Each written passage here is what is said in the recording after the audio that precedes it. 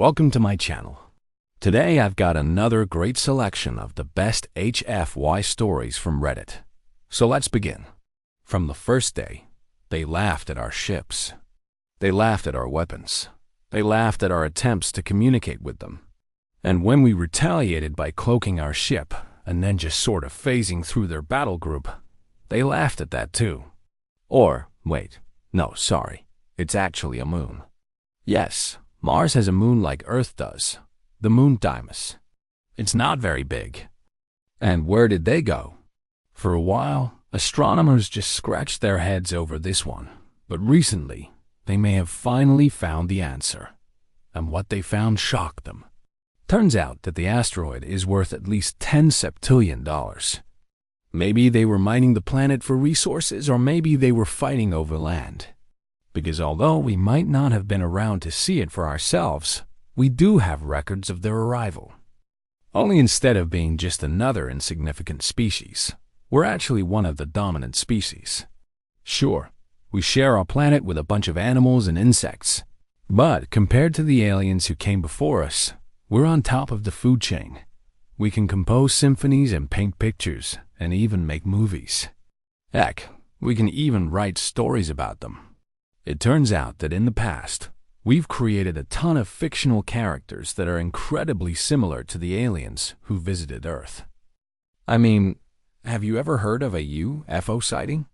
We've got a pretty good track record of destroying entire civilizations. Just ask the dinosaurs. And although we might not be the strongest or the smartest species in the galaxy, we are definitely the most dangerous. Yeah, well, a lot of those sightings are fake, but some of them aren't. I think it's possible that a lot of our myths and legends come from experiences with aliens. Of course, there's no hard proof of that. It's just a theory. But it's one that I think is worth considering.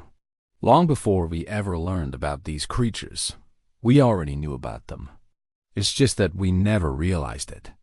I mean, our cities might look like primitive villages to them, but we've got the ability to destroy entire galaxies, which is far beyond anything they could have ever imagined. In fact, we have records of everything that they ever did. Yeah, it's true. As of 2021, the most powerful supercomputer in the world is the Fugaku, which has a total of 176 petaflops of computing power. Now compare that to the best computer that these guys ever built, which was capable of just 17 teraflops of power. Sure, he's not exactly the same as the Martian alien, but he's close enough. And then there's the Xenomorph from the Alien franchise. Okay, so that one is kind of different, but still. And then there's Darth Vader. Okay, so he's also kind of different, but still. It is almost as if we already knew what they looked like and what they were capable of before we ever met them. You might think that's not a huge difference, but remember that a petaflop is equal to 1 quadrillion floating point operations per second, whereas a teraflop is only 1 trillion. So the difference is literally 10 times greater. And I haven't even mentioned the fact that we have something called quantum computers, which basically means we can do certain calculations faster than these aliens could ever dream of. Problem is, it's going to take a while to find all of it. But the fact remains that this civilization flourished in the asteroid belt for a time. They built ships and traveled throughout the solar system. They colonized planets and moons and lived alongside other alien species. And although they did end up dying off for some reason, they left behind evidence of their existence in the form of ruins. Ruins that only now are we beginning to understand. I mean, if you haven't heard of a septillion before, it's a 1 followed by 18 zeros.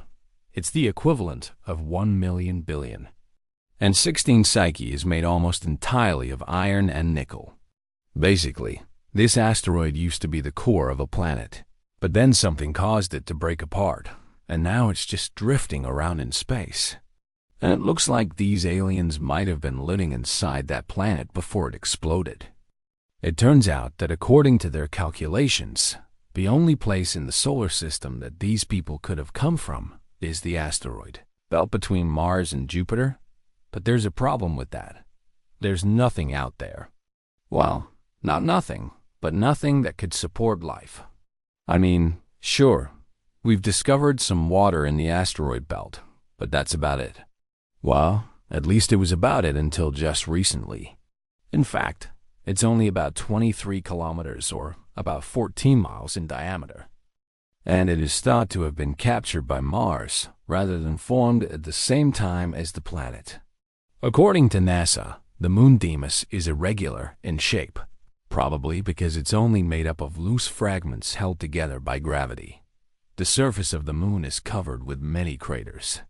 It is heavily cratered.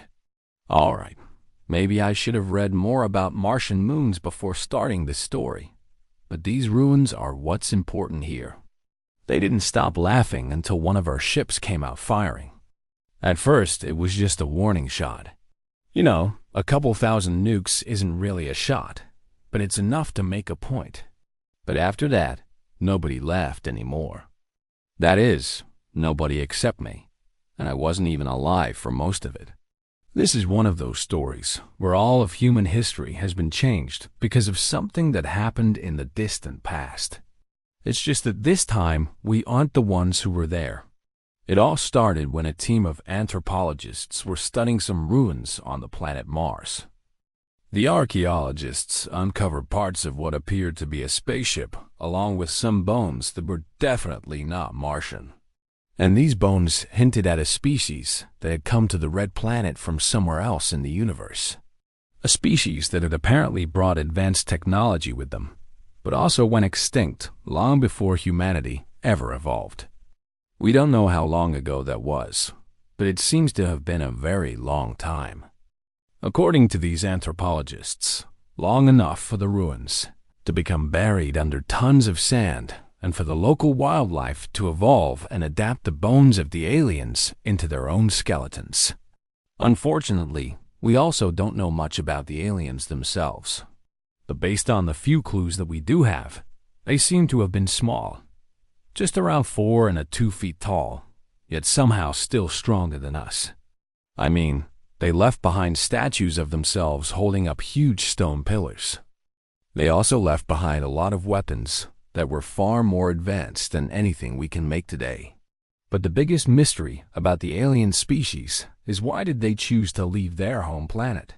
See, back in 2016, scientists were able to map the mineral composition of an asteroid called 16 Psyche. I mean, there's another theory going around that says maybe the asteroid broke apart after the aliens destroyed it with a war. And now it's time for the real fun to begin. You see, this isn't just another science fiction world where technology works differently or where magic is real. No, this is our own universe. For example, did you know that humans have access to 10 times the processing power that these aliens once had? I mean, the amount of things we can do with our brains is way beyond anything these aliens could have ever imagined. I mean, sure, there are some differences, but a lot of the similarities are uncanny. Take ET, for example. If you ask me, it's because we did meet them once before, long before we ever became civilized. So the next time you hear someone laughing at us humans, just remember that they won't be laughing for long. Thank you for watching. If you enjoyed this story, please subscribe and check out the full-length version on my blog.